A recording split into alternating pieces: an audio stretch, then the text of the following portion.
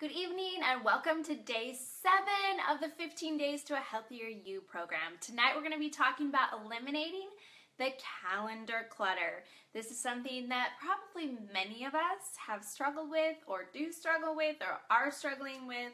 And so I just want to get real and let's just talk about this and talk about what we can do to eliminate the calendar clutter. You know, calendar clutter can kill your joy. It can kill your joy, it can kill your momentum, and it can crowd out the most important.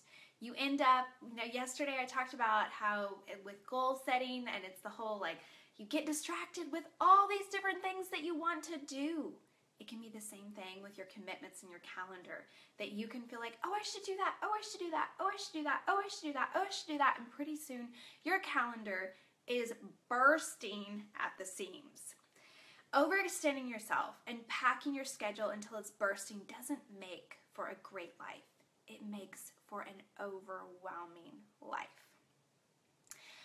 And I know this from personal experience. I have to tell you that just today, I was texting someone and I was saying, I feel like this is the first time in a very long time that I'm living more than just for the next 24 hours.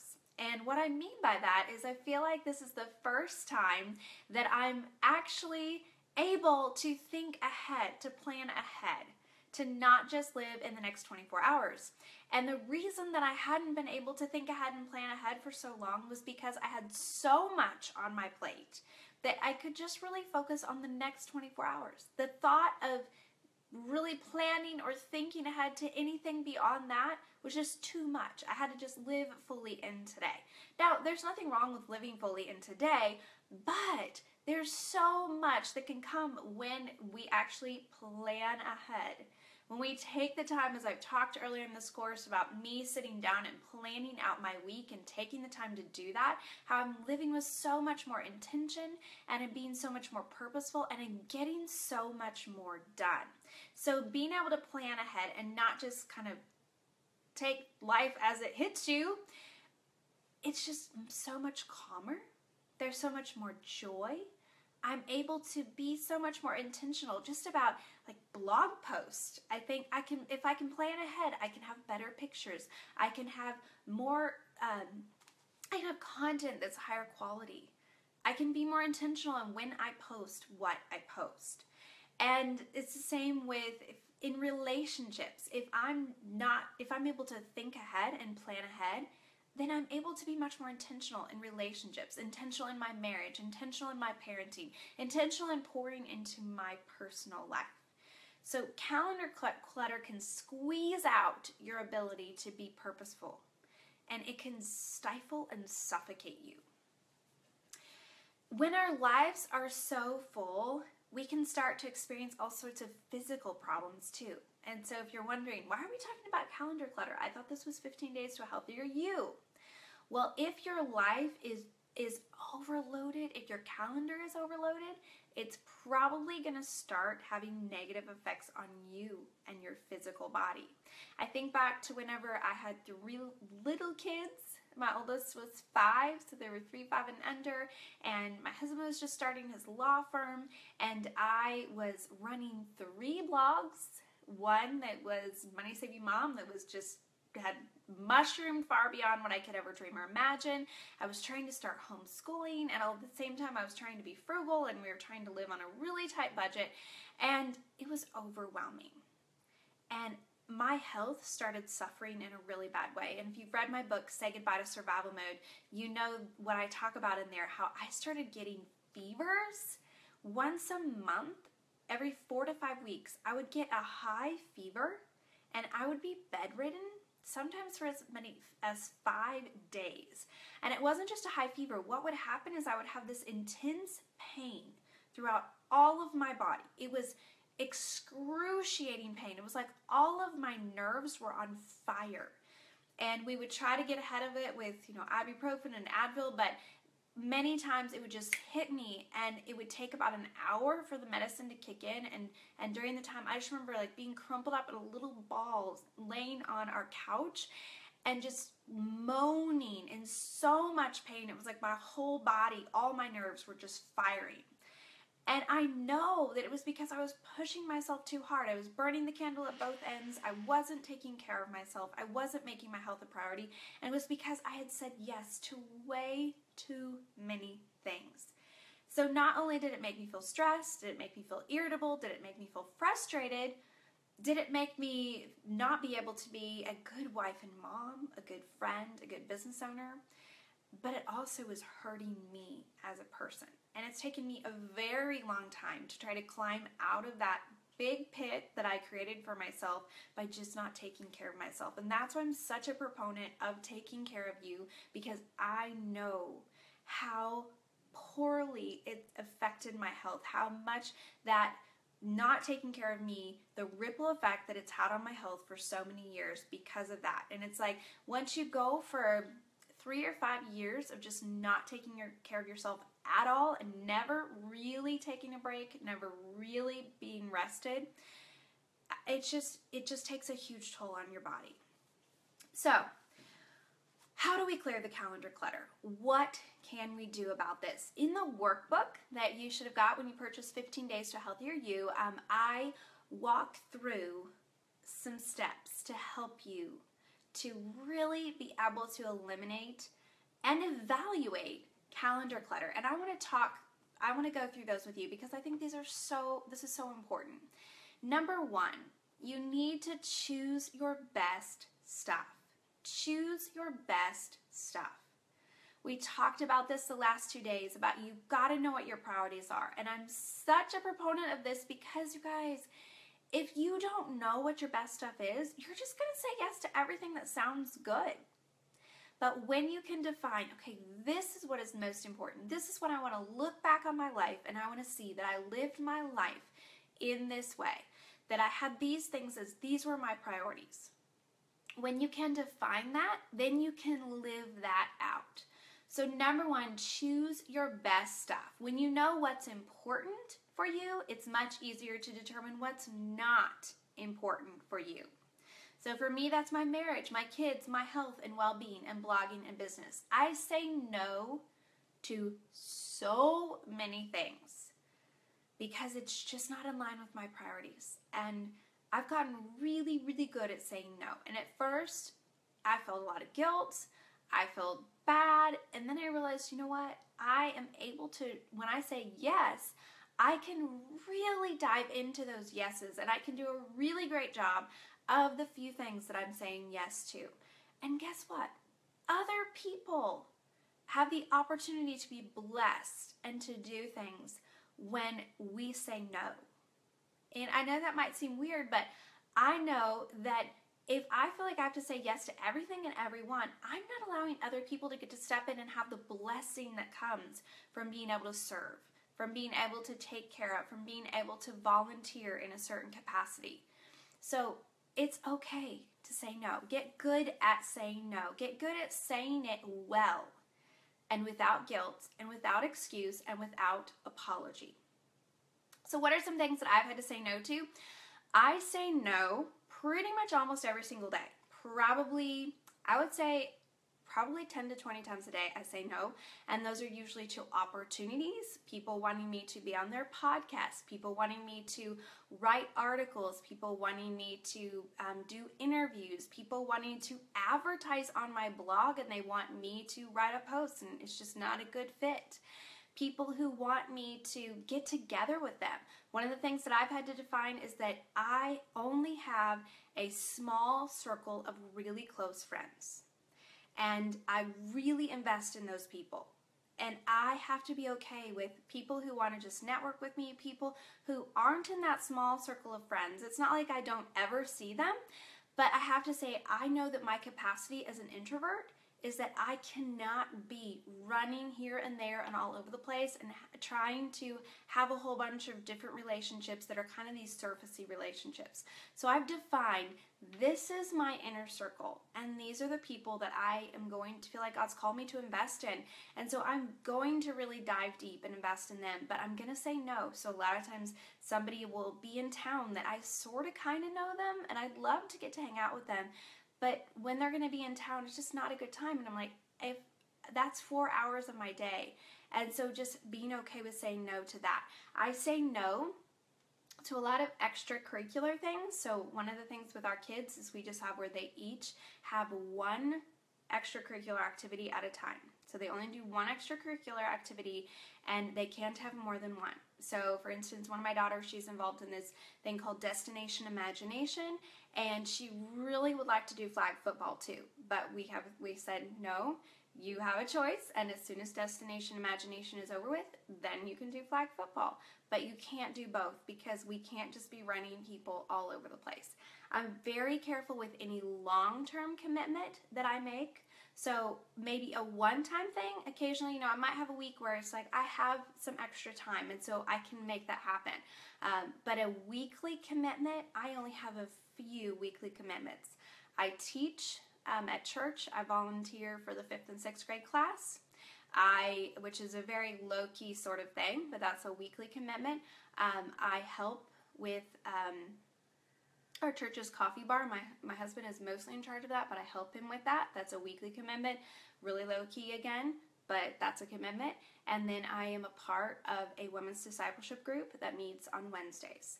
And we also have community group that we're involved in at church, but that is usually only maybe a maximum of 3 Sundays a month. So those are my only ongoing commitments that I can think of offhand. And so other than business things, those are my only ongoing commitments. And I can't add anything new right now.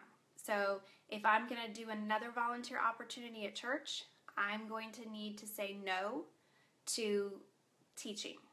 If I'm going to be involved in another women's group, which I was before I started the women's discipleship group, I was involved in another women's Bible study, and I said no to that because I said yes to being involved in the women's discipleship group. So it's kind of like clutter in our house. One of the things that I love to do is that we have one in, one out. So it's like I always tell my kids, my daughter will be like, I need some new shoes. I'm like, okay, show me your shoes. Let's make sure you really need them. And then I'll say, okay, which pair of shoes are you going to get rid of? Which ones are too small that we're replacing? So the same thing in our calendars. Thinking of, if I'm adding this commitment, what am I saying no to? So what am I replacing it with? That we're not just adding a bunch of new things. That it's the one in, one out. So if you're going to add something on, you need to take something off. Okay, so choose your best stuff. Know what your best stuff is, and then that way you can say yes or you can say no based upon whether it's in line with your best stuff. Number 2, create a stop doing list. The quote that I have in the workbook from Allie Worthington in her book Breaking Busy was so good, and I want to read it again. Our lives have gotten so cluttered with things we think we should do that we can't figure out what we were meant to do. Let your life be about what you are meant to do, not full of what you think you should do. This starts with your daily decisions about how you spend your time. So Allie then talks about creating a stop doing list, a list of items you intentionally decide not to do so you can focus your time and your energy on your greatest priorities. So I really want you to ask yourself, what is sucking the life right out of me? Does this activity get me closer to reaching my goals? Really step back and think. What are you going to say, I'm not doing? I'm not doing. So for instance, when I talked about my daughter with her, she's doing Destination Imagination right now. She was doing swimming, and she decided that she didn't want to do swimming this semester. She wanted to do Destination Imagination, which we looked at the calendar, we're like, okay, we can totally make that work. And so, but creating that stop doing list of saying, okay, it's kind of like one in, one out sort of principle, but saying, okay, we're not doing swimming this semester. We're doing Destination Imagination instead. And I told you about a lot of other things that I've said no to. I've also said no to elaborate meals. We have really, really simple food at our house. Very simple food. A lot of times will double or triple the food that I just had for the last 5 dinners. We made it once. My husband actually made it for me, and I've been eating it for the last 5 nights. Very, very simple. We just keep things super simple. We don't have a lot of stuff at our house. I don't have a ton of clothes. I keep clothes really simple. I don't garden. I don't really sew. I am not involved, like I said, in a lot of extra things. And I just keep things very, very simple. I try to have my routine where I have the morning time with my kids, then I have time to pour into me, which is exercise and taking my shower and listening to podcasts while I'm doing that, and then my work time, and then my family time. And so compartmentalizing, it's like I created a stop doing list to say, I am going to compartmentalize my day, and the things have to fit into those compartments. I'd love to hear from you guys. What is on your stop doing list? What are you going to either say, no, I'm not going to do that anymore, or what have you said no to?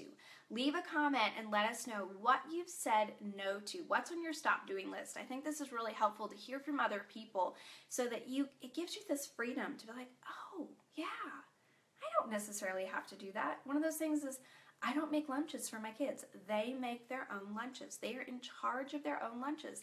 I don't do that. They have done that since they started school, since day one. They're in charge of their lunches. And I know a lot of moms who, they make these beautiful lunches and they put notes in the lunches and all that. It's on my stop doing list because my kids, they do it themselves. And so what's on your stop doing list? Leave a comment, let us know. Number 3, carve out intentional breathing room. Just like you need breathing room in your life, in your home, you don't want to have your walls just completely filled with all sorts of wall hangings. A few well-placed wall hangings are so much more pleasing to the eye than a wall that's just covered in wall hangings. Same thing with your calendar. You don't want to just have your calendar just stuffed full that you never have breathing room. I try to every single day carve out at least 1 to 2 hours of just breathing room, where there's nothing planned and it's just time to just exhale. Usually that's in my 3 to 8 p.m. family time, where I might have reading time, or it might be time where we just play a game or we watch a movie, we just hang out. But it's just time to just exhale, that there's nothing that needs to be done during that time. There's no to-do list. It's just time to breathe. So I try to have that in my day, and then also in my week. I try to have 1 day a week where I don't go anywhere. Currently, this is Saturday. I know in the workbook I talked about Sunday. My schedule's changed a little bit, and right now it's Saturday. And like last Saturday, I did not get out of my PJs. I said I didn't go anywhere. I didn't see anyone, and I just stayed home, and I just had time to just breathe and read and clean my house and hang out with my family and just not feel like there's all these pressing to-dos. So you aren't, nor will you ever be, Superwoman. So have that buffer time in your schedule. Stay home more if you can. Even just carving out, maybe it's half a day where you just stay home, where you block it out on your calendar. You say, that is my at-home morning. I am not going anywhere. Allow 2 hours of margin time. I talked about having this breathing room in your schedule. Maybe you need more time, maybe you need less time, but just make sure when you're looking at your day that there is some breathing room. And now every once in a while you're going to have a day where it's just packed from sunup to sundown. That's okay. But if every day is like that, you're going to be exhausted. You're going to be overwhelmed. You need to figure out where can you carve out that breathing room.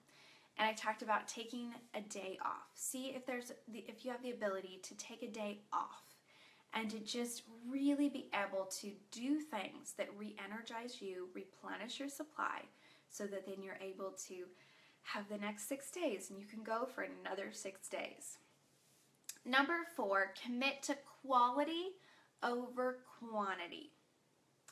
So when considering the multitude of opportunities that constantly present themselves for activities, ministries, service projects, and more, I try to ask myself, will this matter in 25 years from now?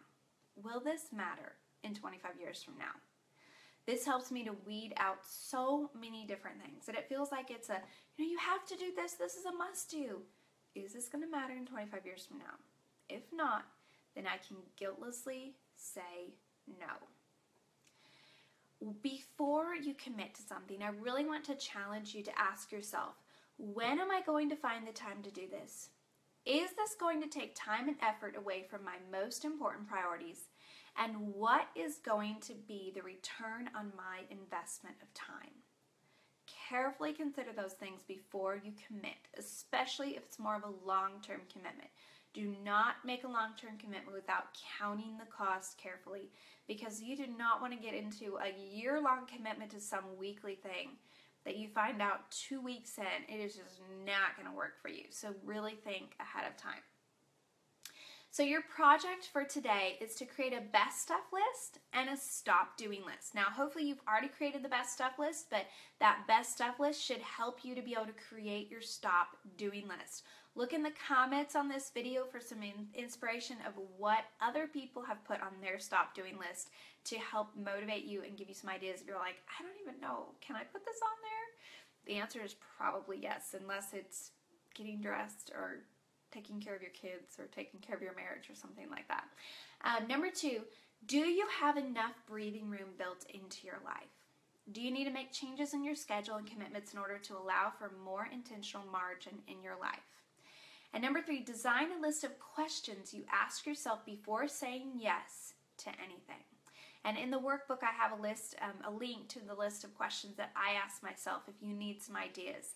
I also have some resources in the workbook. If this is something, I know that a lot of people struggle with this, so there's a lot of resources in the workbook, links, and I also have my free 7-day Makeover Your Calendar course if you'd like to see how I organize using Google Calendar and how I organize my days.